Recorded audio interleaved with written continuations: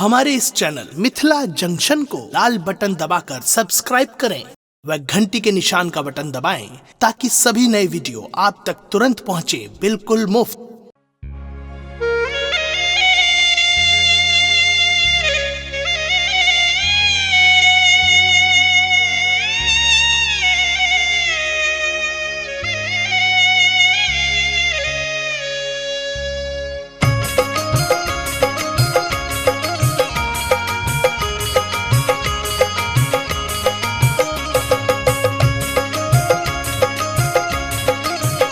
अपने सुन रहे छी गंगा कैसेट की प्रस्तुति। सुबह सुबह के लगनमा सुबह हो सुबह, सुबह सुबह के लगनमा सुबह हो सुबह। सुबह बोलू बाबा सुबह बोलू दादी, सुबह बोलू बाबा सुबह बोलू दादी, सुबह हो सुबह। आज मंगल के दिनमा सुबह हो सुबह, आज दशरथ आंगनमा सुबह हो सुबह।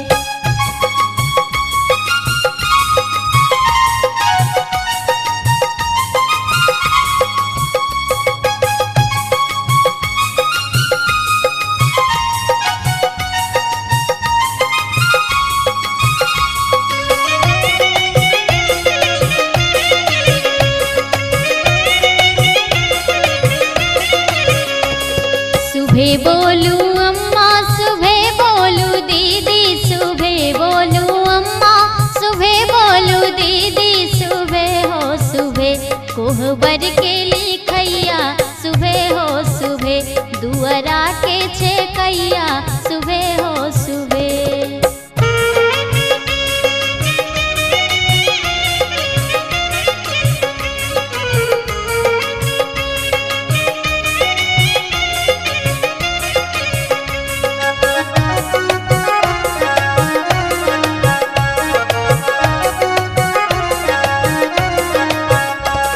सुबह बोलू चाचा सुबह बोलू चाची, सुबह बोलू चाचा सुबह बोलू चाची, सुबह हो सुबह। आज अयोध्या नगरिया सुबह हो सुबह, रघुवर जी के अंगना सुबह हो सुबह।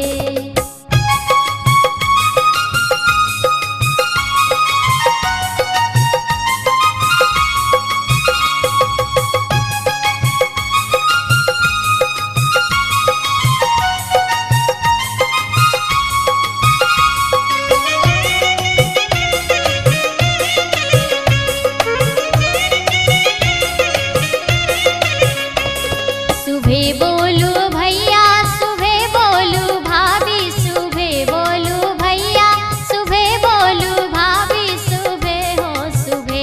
बाजे घर घर बधैया सुबह हो सुबह, सिया राम जी के जोड़िया सुबह हो सुबह, सिया राम जी के जोड़िया सुबह हो सुबह।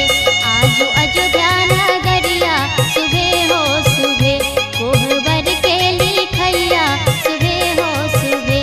आज दशरथ आंगनमा सुबह हो सुबह, रघुवर जी के अंगना सुबह हो सुबह।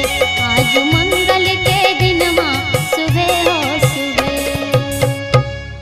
हमारे इस चैनल मिथिला जंक्शन को लाल बटन दबाकर सब्सक्राइब करें व घंटी के निशान का बटन दबाएं ताकि सभी नए वीडियो आप तक तुरंत पहुंचे बिल्कुल मुफ्त।